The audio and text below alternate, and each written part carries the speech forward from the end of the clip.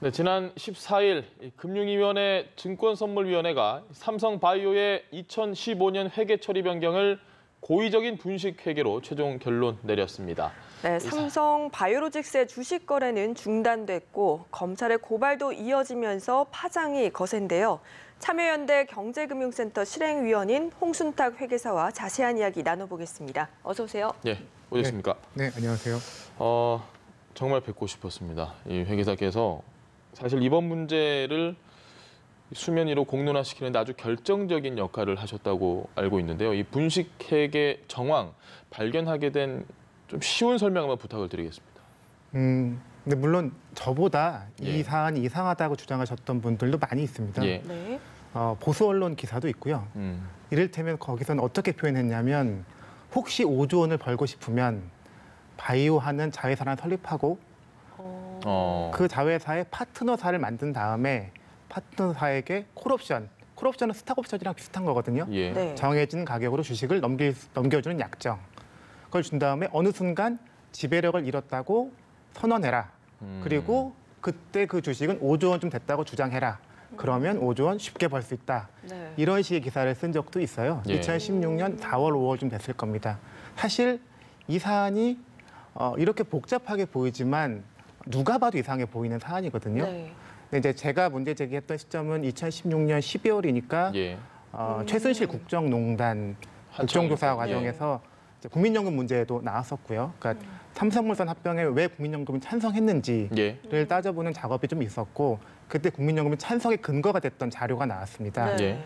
그래서 그 제일모직과 삼성물산의 가치를 평가하는 자료였는데요. 예. 그중에 제일모직이 보유했던 삼성바이오로직스 네. 주식을 총가치 기준으로 약 15조 원, 가치 표시된 회계법인 약 19조 원을 평가했다는 보고서가 나왔거든요. 예. 근데 제가 알기로는 그 당시 삼성바이오로직스가 초기 단계 바이오 기업이라서 네. 이렇게 평가하기 매우 어려운데 가치가 너무 높게 평가됐다는 말씀이신가요? 네, 너무 높아 보여서 혹시 장부상에 뭐가 있나라고 장부를 들어가 봤더니 예. 네. 저는 이익이 당연히 안 났을 거라고 생각했거든요. 네. 왜 우리나라 초기 바이오 기업들이 다 그럼요. 손실을 많이 그렇죠. 보니까요. 다무나 당연하니까. 투자금 들어가야 되고. 그러니까 R&D 열심히 해야 되는 네. 시점이니까요. 그런데 2조 가까운 순이익을 2015년에 올렸더라고요. 갑자기요. 네, 그래서 이게 혹시 뭐가 매출이 있었나 봤더니 그런 건 하나도 없고 지배력을 상실했다. 네. 참 신기한 말인데 그게 무슨 지배력을 상실했기 때문에 4조 5천억. 지배력이라고 하면 어떤 회사가 다른 회사를 가지고 있는데 예. 내 맘대로 할 수 있는 힘입니다.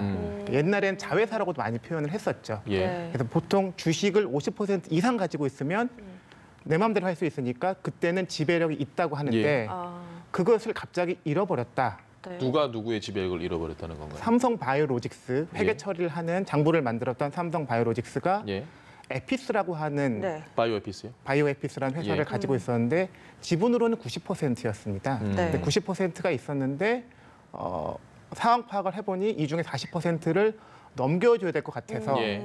그러면 50%에 미달하니 그래서 지배력을 지배력을 잃었다. 상실했고 근데 사실 지배력은 굉장히 중요한 거거든요. 예. 일반 경영에 있어서는. 그래서 지배력이 굉장히 중요한 걸 잃어버렸는데 네. 그런데 한 4조 5천억 이익이 생겼다. 이렇게 이제 표현돼 있어서 물론 이게 이론적으로 전혀 불가능한 얘기는 아닙니다. 예. 제 기준에 있긴 있죠. 이런 케이스가. 그런데 이런 굉장히 어려운 상황이어서 왜 이렇게 회계 처리했는지 들여다보는 과정에서 근거가 너무 미약하고 네. 뭐 그 논리도 너무 이상하다고 생각해서 이제 삼성물산 합병과 연관성까지 의심하게 된 겁니다. 지배력을 잃어버리면 가치가 더 높아지는 건가요?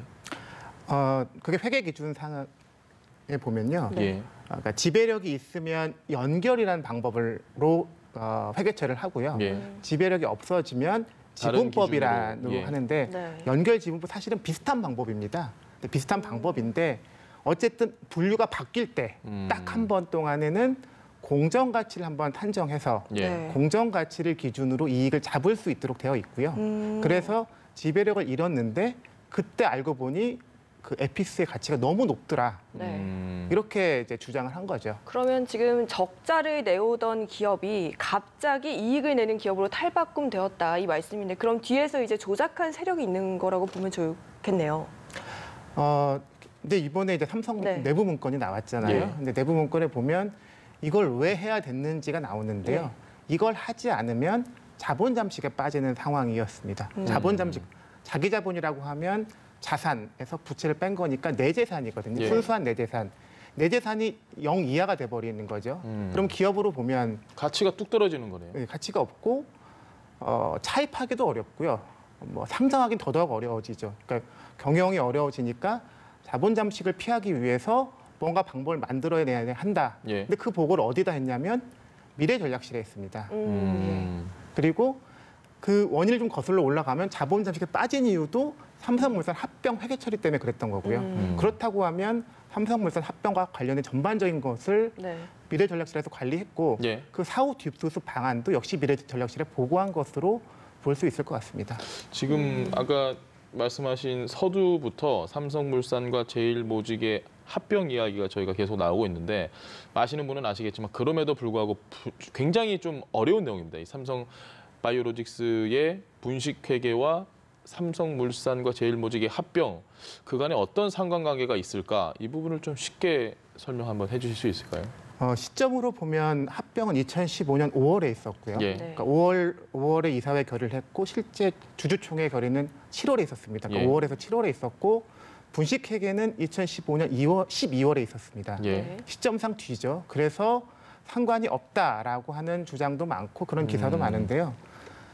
이번 분식회계 결정이 이번 11월 말고 7월에 한 번 더 났습니다. 예. 7월에 어떤 게 났냐면 콜옵션, 그러니까 지배력을 잃었다고 주장하는데 중요한 단서가 됐던 콜옵션 내용을 2014년에 공시하지 않았다는 것이 바이오에피스의 바이오로직스죠. 로직스요. 그러니까 로직스가 에피스에 대한 콜옵션을 네. 준 건데 대상에서는 바이오젠이라는 회사가 있는데요. 일부러 뺀 거다. 그 내용을 2014년에 예. 공시하지 않았다. 그런데 2014년 재무제표는 언제 나오냐면요.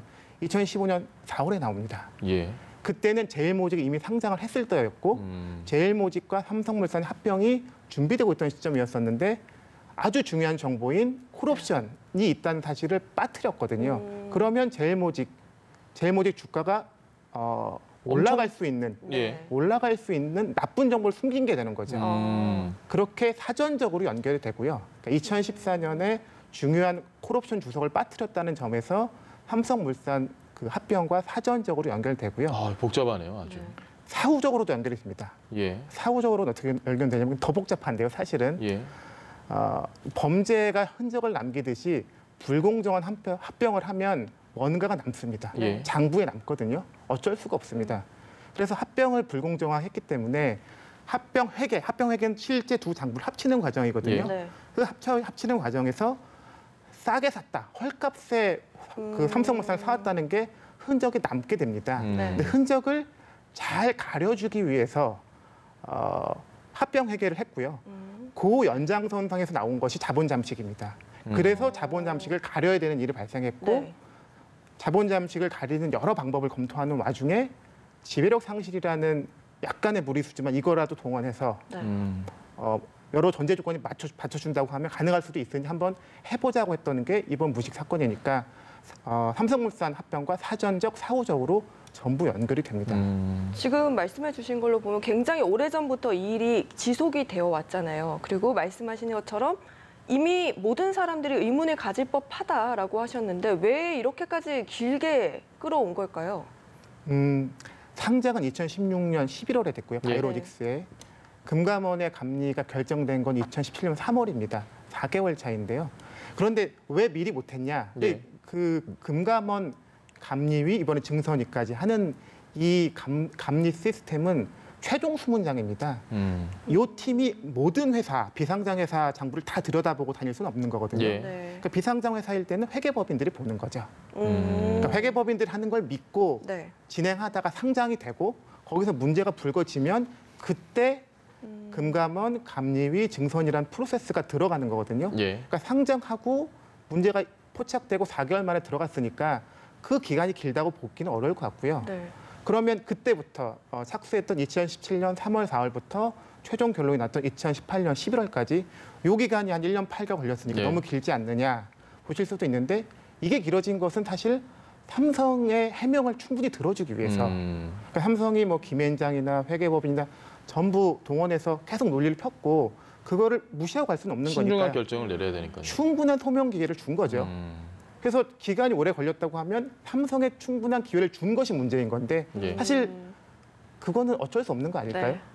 그 가장 궁금한 건 Y라는 부분이죠. 저희가 왜 삼성이 고의로 분식회계를 뭐 4조 5천 원까지 하면서도 이렇게 할 수밖에 없었던 이유, 왜 이렇게 했을까?